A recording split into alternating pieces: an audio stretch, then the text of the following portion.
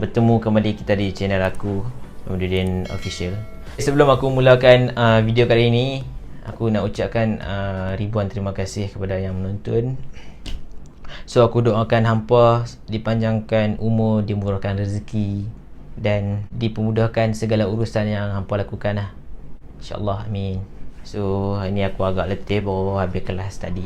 Dapat satu idea untuk buat video. Sebab bulan lepas hampir sebulan aku bercuti atas ada beberapa sebab. So aku ambil cuti sendiri. Sebelum tu, tahniah kepada pemenang giveaway pada bulan Januari, iaitu Nazmi Anwar memenangi pot Caliburn. Tapi dapat tahu pot Caliburn tu tak berfungsi. So kita bertukar kepada UL Crown. So dah bagi kat dia, dia guna. Dia kata ok, power. InsyaAllah bulan ni kita akan ada giveaway juga. So aku akan share cara nak menang di hujung video nanti. Kalau korang tak mau tengok ni, korang jangan skip lah hujung video tu. Gitu. Okay, so hari ni aku nak kongsikan berkaitan dengan why business. Kenapa you start business, guys? Okay, aku yakin dan percaya ramai orang di atas muka bumi ini, di dalam Malaysia ini mempunyai cita-cita ataupun impian. Aku sendiri ada impian aku. Sebab tu aku mulakan, aku tak cakap banyak. Aku ada impian aku nak capai. Walau apa pun terjadi, aku akan still fight untuk impian aku. Why business yang boleh capai impian dengan cepat? Melalui research aku, melalui business lah, melalui perniagaan lah yang kita akan capai impian dengan pantas. Aku tak cakap kerja tak boleh capai impian. Boleh, cuma lambat. Memang lambat. Kalau kita kerja untuk capai impian kita, memang lambat. Okay, sebelum kita capai impian kita, pastikan kita capai impian mak ayah kita dulu, baru kita capai apa yang kita impikan dalam hidup kita. Contoh impian yang mak ayah ingin capai sekarang ni, dia nak pergi haji sebelum dia orang tutup mata. So why kita tak mau bantu mereka untuk capai impian mereka? Sebab mereka nak satu tu, mereka nak sebelum mereka pergi meninggalkan kita, confirm mereka nak pergi haji dulu. Sebab itu merupakan rukun Islam. Berbalik kepada kenapa bisnes dan kenapa bisnes why tak bekerja. Bagi aku, kerja ni memang take time lah untuk kita capai cita-cita. Cuba korang bayangkan kalau parents kalau korang bekerja, tiba-tiba keesokan hari tu mak ayah hampa tak ada. Cuba bayangkan macam mana. Betapa sakitnya hati seorang anak ni tak dapat capai impian mak ayah. Sedih, guys. Jom kita buat kira-kira berapa mak ayah kita dah habiskan untuk kita mendapat kerja. Kita buat kira-kira. First kali, daripada start kita masuk sekolah, iaitu tadika pada umur 4 hingga 6 tahun. Mengikut kiraan aku, hampir 5 ke 6 ribu mak ayah kita dah habiskan untuk kita pergi tadika sahaja pada umur 4 hingga 6 tahun. Hampir 5,000. Keperluan baju sekolah, kasut, beg, apa semua, itu baru tadika dah habis 5,000 duit mak ayah.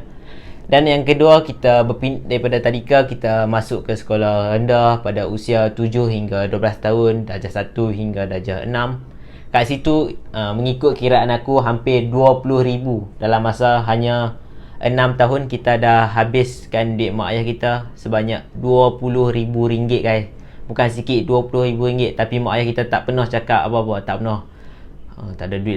Mak ayah kita akan still usahakan untuk dapatkan duit untuk kita pergi sekolah juga. Selepas kita ambil UPSR, kita akan melangkah ke zaman sekolah menengah. Kita akan ke sekolah menengah. So dekat sekolah menengah, tingkatan 1 hingga tingkatan 5, hampir RM50,000 kita dah habiskan duit mak ayah kita. RM50,000. Tapi mak ayah kita tak pernah kata, "Hantar belajar bukan pandai, taruh mana pun." Mak ayah kita tak pernah cakap macam tu. Mak ayah kita still bagi yang terbaik untuk kita. Sebab apa? Mak ayah mana nak tengok anak gagal, betul? Lepas kita ambil SPM apa semua, ada yang sambung tingkatan 6, ada yang sambung diploma kat universiti. So kita kirakan anggarkan untuk yang masuk diploma lebih kurang 3 tahun, daripada umur 18 hingga umur 21. Dekat situ, bila masuk zaman universiti, kos sara hidup lagi tinggi lah. Memang tinggi. Sebab aku sekarang ni pun aku dekat universiti, so aku hadapi apa yang orang lain hadapi. So aku tahu kehidupan universiti macam mana. Pembelanjaan total dalam 3 tahun hampir 60,000. Yuran itu, yuran ini, beli buku, beli laptop apa semua, hampir 60,000. Itu baru dekat diploma. Hampir 60,000 ringgit Malaysia. Lepas kita habis diploma, lepas tu kita sambung ke degree pada usia 22 tahun hingga usia 25 tahun anggaran lah. Bila masuk alam degree ni, pembiayaan ataupun pembelanjaan lagi mahal daripada diploma, daripada sekolah menengah, sekolah rendah, apa semua lagi mahal. Sebab CJ dia ada agak berguna. Sebab kalau kita nak bandingkan diploma dengan degree, degree lagi power lah, lagi hebat lah dia punya darjat tu. So bila kita masuk degree ni, kos pembelanjaan selama lebih kurang 3 tahun, 3 ke 4 tahun ni sebanyak RM100,000. RM100,000 termasuk yuran apa semualah. Bila RM100,000 ni bukan banyak, tapi mak ayah kita tak pernah kata tak payah sama belajar ayah tak ada duit. Mak ayah kita tak pernah cakap macam tu. Mak ayah kita akan usaha sebaik mungkin untuk kita belajar. So kalau ikutkan pengiraan kat situ, hampir RM225,000 mak ayah kita habiskan untuk kita belajar sehingga degree. Tak masuk PhD, tak masuk master apa semua lagi. Itu baru setakat degree, hampir RM225,000. Mak ayah kita tak pernah pun cakap tak payah sambung, tak payah ni, hang kau pandai pun. Mak ayah kita tak pernah cakap macam tu. Sebab mak ayah mana nak tengok anak dia gagal. Betul. So bila kita habis degree ni, kita mulalah cari kerja. Mungkin bulan pertama kita tak dapat ajar lagi sebab kita masih baru lagi, baru fresh graduate. So kita tak dapat ajar lagi. Contoh kita ambil PTPTN pula yang ligan kita untuk bayar setiap bulan. Sakit tu untuk PTPTN. Lepas tu masuk bulan kedua barulah kita dapat kerja. Kita ambilkan anggaran untuk gaji basic bagi degree 2,500 lah, RM25,000. So bila masuk degree, takkan kita nak pergi jalan kaki naik bas, letih. Lepas tu kita belilah kereta. Kita ambil kereta, contohlah kita ambil kereta. Kalau degree ni mesti nak kereta mahal. Takkan nak kereta sama level dengan diploma. Mestilah kita ambil contoh Honda City ke. Bila masuk degree ni, bila masuk kerja ni, kita beli kereta. Kita anggarkan kereta kita bayar lebih kurang RM900 kita bayar untuk dia kereta. Lepas tu bila kerja ni jauh pula dengan mak ayah kat Kedah. Kita dapat kerja kat KL. Takkan kita nak ulang alik tiap hari KL Kedah. Pisang guys. Pisang. So kita sewa lah rumah. Bila kita sewa rumah ni, takkan tak banyak di rumah. Di rumah pula RM500. Itu kira kita ambil standard harga yang kat KL lah. Kalau ikutkan kat KL ni RM900, tapi kita ambil RM500 je lah. Untuk mungkin sewa bilik RM500. Biasalah kos hidup kat KL kan lagi tinggi. Lepas tu kita kirakan pula untuk makan minum, phone, bil phone. Lepas tu duit minyak. Dah guna kereta takkan tak berminyak kan, duit ambil kereta. Lepas tu kat situ kita ambilkan dalam RM400, RM400 ke RM500. So bila kita aja, takkan kita tak mau bagi duit kat mak ayah kita. Sebab mak ayah kita, bila kita bagi duit kat mak ayah kita ni, rezeki kita akan lagi bertambah. Takkan kita tak bagi kan. Sebab mereka pun korban hampir RM225,000 kat kita untuk kita dapat kerja tu. Tapi takkan kita tak bagi. So kita keluarkanlah daripada balance tu, kita bagikan mak ayah seorang RM200.5. Tak pun RM200.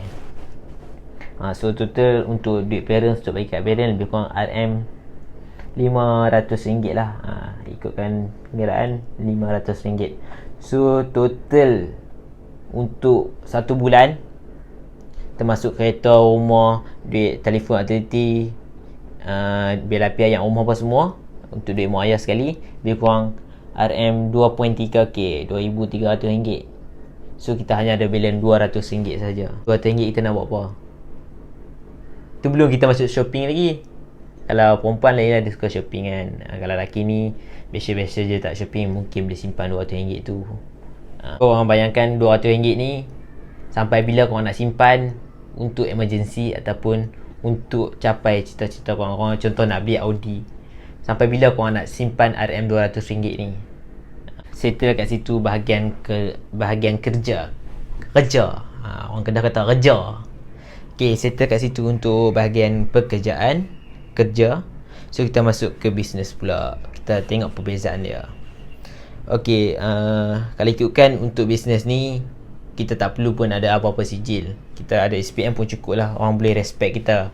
Tapi tak semua orang yang ada sijil ni cerdik. Ada yang cakap mampu, cakap ikut dan, cakap tak guna otak. So tak kisah pun.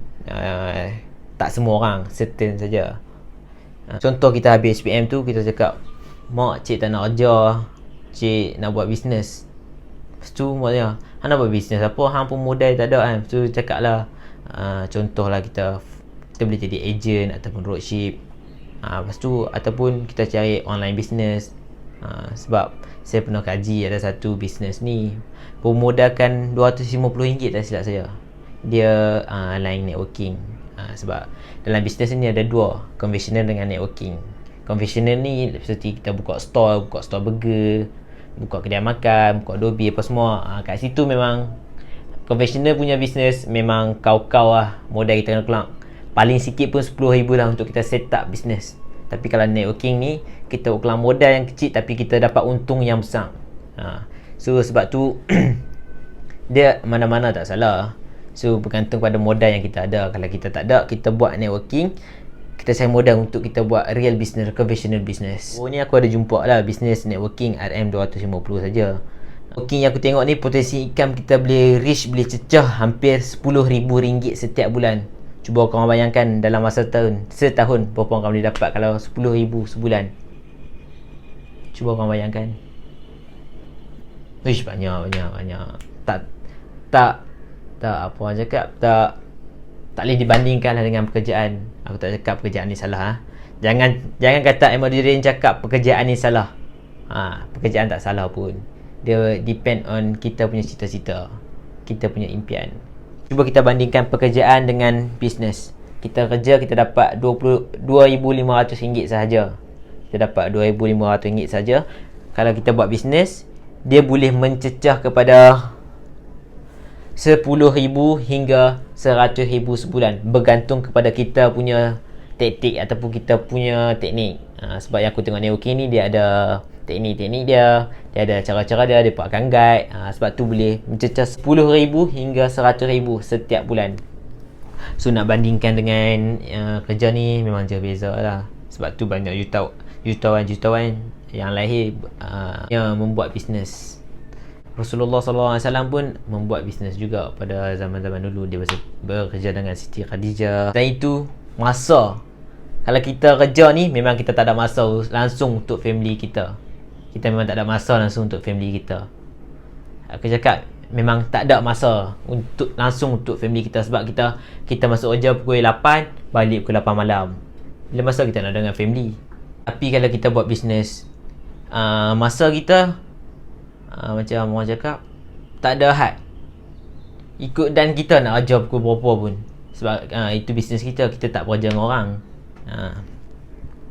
Okay, so setakat itu saja perkongsian aku untuk video kali ni. Sebelum tu korang jangan lupa subscribe, like, komen dan share. Support aku guys. Untuk giveaway bulan ni, aku akan dapatkan 3 orang pemenang saja. Hanya 3 orang pemenang sahaja. So aku akan beritahu syarat dulu lah.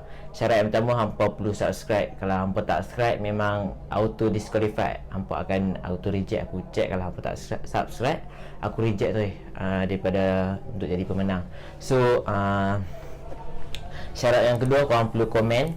Bila hampa komen, aku check dekat subscribe. Hampa subscribe, hampa komen, hampa akan layak lah untuk menang. Dan yang ketiga, hampa perlu like video yang latest aku ni, yang aku share. So kalau hampa tak like video ni, memang disqualified. Kalau hampa tak buat antara tiga ni yang aku cakap tadi, subscribe, like, komen, memang auto disqualified. So untuk hadiah yang pertama, aku akan bagi wang ringgit yang berjumlah lebih kurang RM200 untuk pemenang tempat yang pertama. Bagi hadiah free kiffis dekat pemenang yang kedua sebanyak 2 botol, dan pemenang yang ketiga akan dapat 1 botol free kiffis ni. So kalau korang nak menang, korang subscribe, like, komen dan share. Pastikan buat 3 ni, korang akan dipilih sebagai pemenang lah. Okay, so semoga video yang aku share tadi bermanfaat untuk semua, dan berguna lah. So setakat itu saja untuk video kali ni. Korang jangan lupa subscribe, like, komen dan share.